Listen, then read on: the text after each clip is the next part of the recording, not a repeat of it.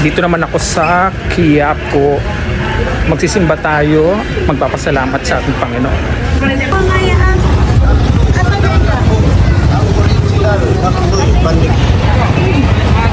Papunta na ako ng Quiapo Church.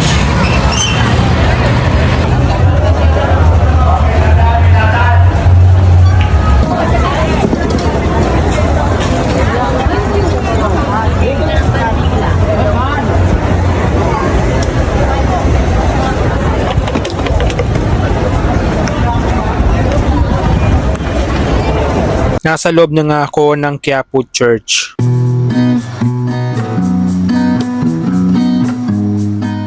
Sige at magdarasal muna ako.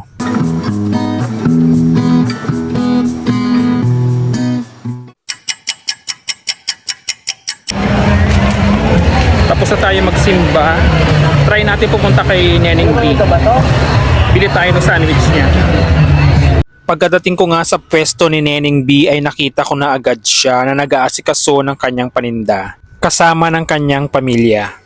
Kaya agad-agad akong pumila dito. Marami pa rin talagang bumibili ng kanyang paninda at syempre para masilaya na din siya. Ayan nga at nakikita nyo si Neneng B na very hands-on sa paghahanda ng kanyang paninda na hotdog sandwich overload. Ayan at malapit na nga ako makabili. So nakabili na ako ng hotdog sandwich ni Neneng B. Tikman natin.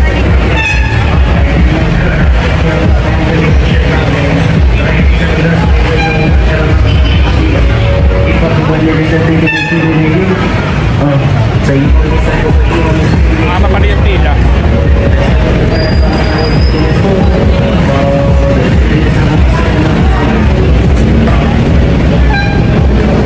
A few moments later.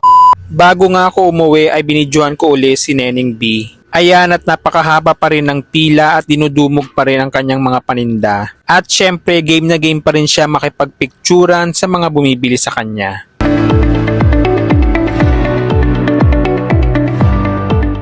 O diba hanggang ngayon ay sinusuportahan pa rin si Neneng B ng mga tao. A few moments later. It's time to go home at sumakay na ako ng LRT. Ang sarap talaga magpabalik-balik dito sa lungsod ng Maynila. Ayun lang, maraming salamat sa panonood. See you on my next ganap.